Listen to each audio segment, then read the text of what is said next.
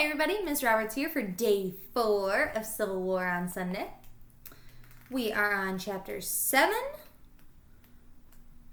Helping Hands, and we're going to read chapters 7 and 8 today. I hope you're all having a wonderful Thursday.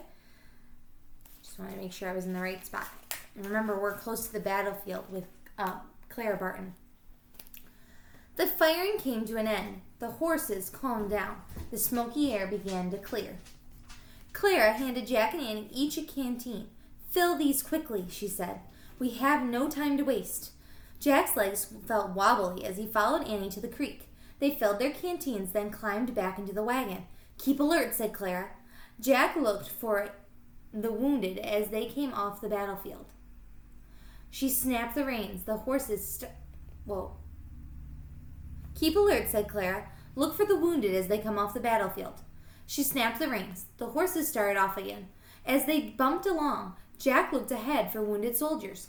"There," said Annie. She pointed to a man limping towards them and waving his arms.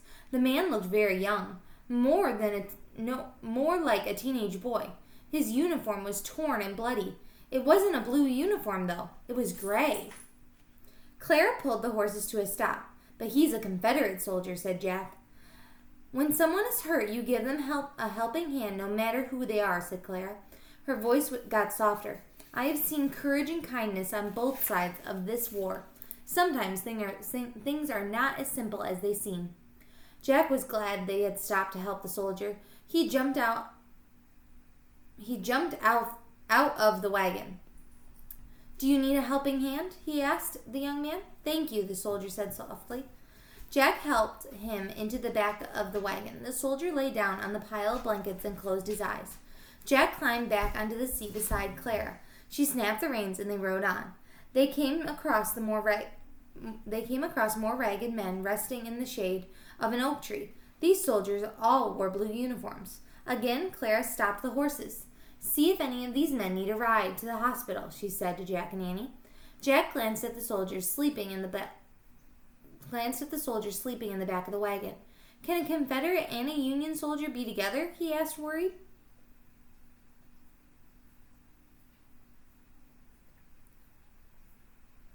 Sorry, I keep getting confused with the blue and the gray. So these are Union soldiers, and they have a Confederate soldier that's in the gray uniform in the back of the wagon, but the blue soldiers are under the tree, which are Union soldiers.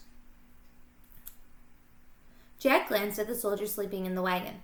"Can a Confederate and a Union soldier be together?" he asked, worried. Clara nodded. "Sometimes men are simply too sick and tired to be enemies anymore," she said. "Sometimes they even know each other. Many families and friendships have been torn apart by this war." "Let's go," said Annie, hopping out of the wagon. Jack followed her. They carried their canteens to the men under the oak tree. "Hi," said Annie. "Does anyone need to go to the hospital?"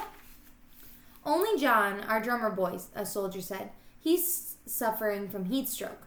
But we all need some water, miss." Jack saw a young boy lying on the ground. His eyes were closed. "Oh, Jack," whispered Annie. "He looks just like you." The boy did look a lot like Jack, just a few years older.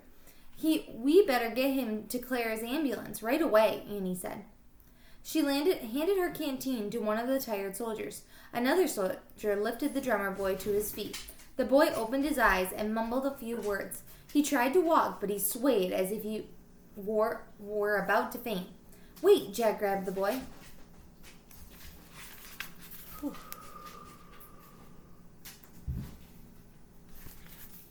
"We'll give you a helping hand," he said.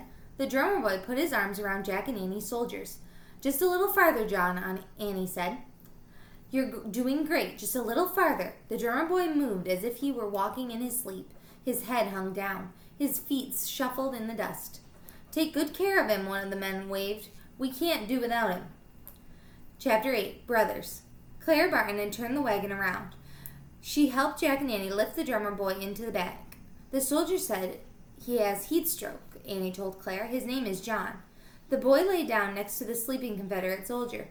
"He does not have heat stroke," Clara said. "The other boy also has a high fever. We must get them to the hospital at once. Can you two stay in the back of the wagon and do as I tell you?" "Sure," said Jack and Annie. Claire dampened 2 clean cloths with water from Jack's canteen. "Gently press these cloths against their faces to help cool them off," she said. She gave the cloths to Jack and Annie. Then she went to the front of the wagon and climbed in. The wagon started forward. Jack and Annie gently patted the soldiers' faces with the damp cloths. Jack looked at the young men lying side by side. The two seemed far more alike than different. In another time and place, they might have been friends, Jack thought. Finally, the wagon arrived at the field hospital. The Confederate soldier was put on a stretcher and carried to a tent. Two soldiers wearing bandages put the drummer boy on a stretcher. "Could you stay with John a while?" Clara Barton asked Jack and Annie. "Sure," said Jack. "Try to bring him down his fever," Clara said. "Then a nurse will give you ice packs to press against his skin. Find me when his fever is lower." The drummer boy was carried into the empty tent. Jack and Annie followed. John was put onto a cot. Then a nurse brought some rags and a bucket filled with ice. Jack and Annie were left alone with the boy. Jack wrapped some ice in a rag. He pressed the ice pack against the boy's head, neck, and arms. Annie fanned the air to cool John off and keep away the flies. Jack felt so hot he pressed an ice pack against his own face. For a moment. Then he looked at the drummer boys in the Civil War book. He read. That's why I got so... Jack and John. Jack felt so hot he pressed an ice pack against his own face for a moment. Then he looked at the drummer boys in the Civil War book. He read. The Civil War was the last war to use drummer boys. The drum beat was used to give orders to soldiers. Different beats told them when to eat, how to march, and even how to fight. On smoky battlefields, the drummer boys' drumming helped soldiers find one another and keep together. "Wow," said Jack. He closed his book and pulled out his notebook and wrote, "Drummer boy, really important job." Suddenly, John shouted. Jack looked up from his notebook. The drummer boy was still asleep, but he was waving his arms as if he were having a nightmare. Annie shook the boy's arm. Wake up, John," she said. "You're okay. Wake up." The drummer boy opened his eyes. "You were having a bad dream," said Annie. "You're safe now. You'll see your family again soon." No, the boy said. He sounded frantic. "I have to go back to the battlefield." "No, you don't have to fight anymore," said Annie. "You can go home and be safe." "No," the boy said. "They need me. They need my drum."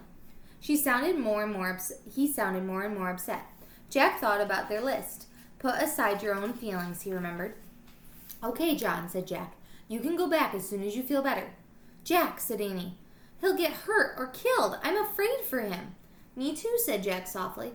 "But we have to put our own feelings aside. That's one of the things on our list." Annie sighed.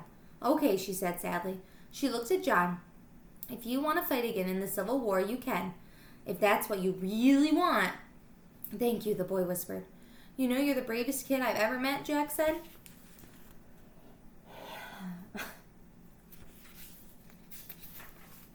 The drummer boy smiled at Jack. "You look just like my little brother," he said hoarsely. "You look just like my big brother," said Jack, "except I don't have a big brother. I don't have any brothers." The three of them laughed. The drummer boy's laugh was very soft. The boy laid his head back on his pillow and closed his eyes. Again, in a moment he was sleeping peacefully, a smile on his lips. Annie felt his forehead. "His fever's gone down," she said. "We should go get Clara." Annie left the tent. Jack got up slowly and followed her. When he reached the entrance of the tent, he turned around and looked back. The shadows of twilight fell across the boy's calm, sleeping face. It was strange. Jack hardly knew the drummer boy, but he felt they could have been brothers. Listening to the cannon fire in the distance, Jack was afraid for the boy. Will he live to see his family again, Jack wondered. "Good luck, John," Jack said softly. With a heavy heart, Jack stepped out into the warm evening air. That is the end of Chapter 8. We will read more tomorrow. I hope you are enjoying this book as much as I'm enjoying reading with you, and I will see you to finish it tomorrow and find out what we'll read next week. Bye-bye.